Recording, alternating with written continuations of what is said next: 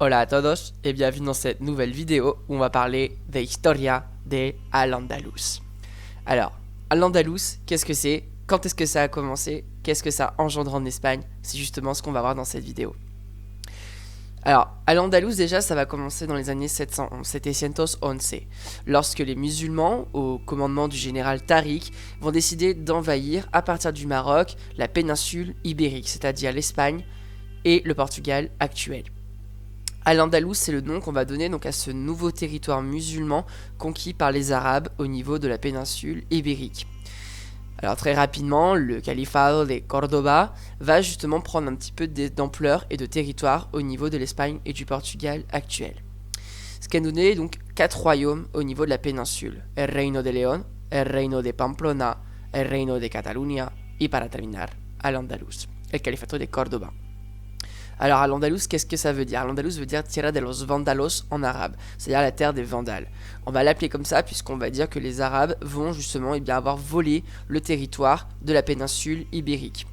Et cette conquête va durer pendant plusieurs siècles. Assez rapidement, les Arabes, ou les Moros comme on les appelle, vont conquérir la quasi-totalité du territoire de la péninsule ibérique. C'est-à-dire qu'il va remonter jusqu'au nord et à la frontière justement de l'actuelle France.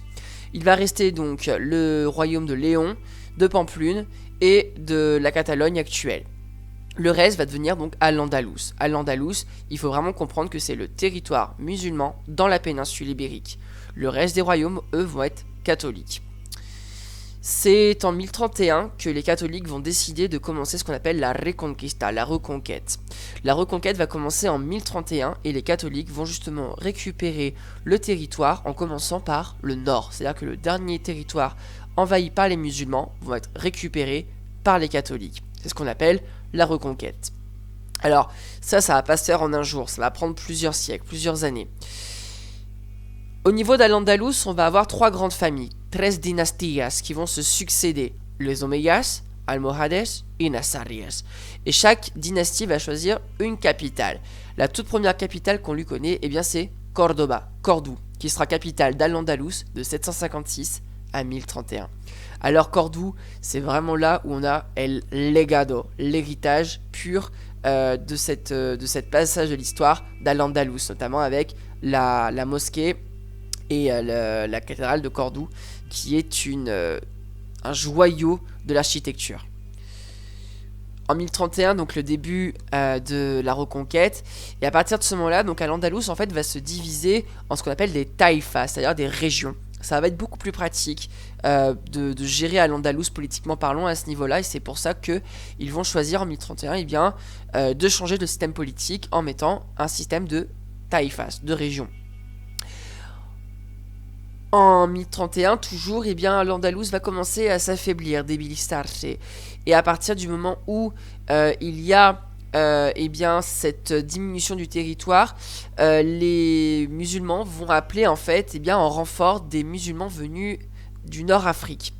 Ça va prendre beaucoup de temps, mais lorsqu'ils vont arriver, ça va pas spécialement fonctionner, puisque en 1212, les catholiques vont vaincre la quasi-totalité du territoire et seul le royaume de Grenade restera jusqu'en 1492. Alors, plus concrètement, au niveau d'une carte, voilà ce que ça donne.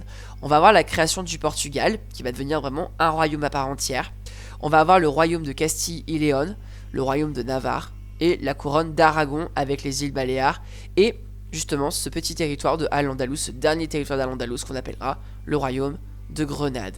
Alors, justement, le royaume de Grenade, il va commencer de 1212 et ce jusqu'en 1492. 1492 et plus précisément le 2 janvier 1492, les catholiques vont terminer la domination de la péninsule. C'est-à-dire que à partir de ce moment-là, le roi Boabdil va être obligé de convoquer la fin de la reconquête. C'est-à-dire que à partir du 2 janvier 1492, Boabdil va convoquer les rois catholiques Isabelle et Fernando à Grenade pour marquer la fin de cette grande histoire que fut Al-Andalus. Alors sur ce tableau, justement, vous avez à gauche Boabdil et à droite les rois catholiques Isabelle et Fernando.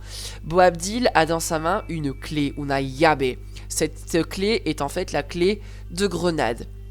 Et à partir de ce moment-là, à partir de ce jour-là, le 2 janvier 1492, qui est une date ultra importante au niveau de l'histoire, eh bien Boabdil décidera de rendre les clés d'accès à la ville de Grenade, marquant donc la fin de l'histoire de Al-Andalus au niveau de la péninsule ibérique. Alors, que va-t-il se passer pour les musulmans après le 2 janvier 1492? Eh bien, c'est très simple. Ils peuvent rester dans la Nouvelle-Espagne, mais à une seule condition, ils doivent se convertir à la religion catholique. Les catholiques ont en fait très peur en fait d'une reconquête. Et donc, à partir de ce moment-là, eh bien, on aura l'obligation de se convertir à la religion catholique pour pouvoir rester dans la péninsule. Ces personnes, on les appellera los mudéjares. Los mudéjares. Les mudéjares, ce sont ces personnes qui resteront dans la péninsule, mais avec leur nouvelle religion. Alors, quelques mots de vocabulaire qui sont donc importants. La llave, la clé.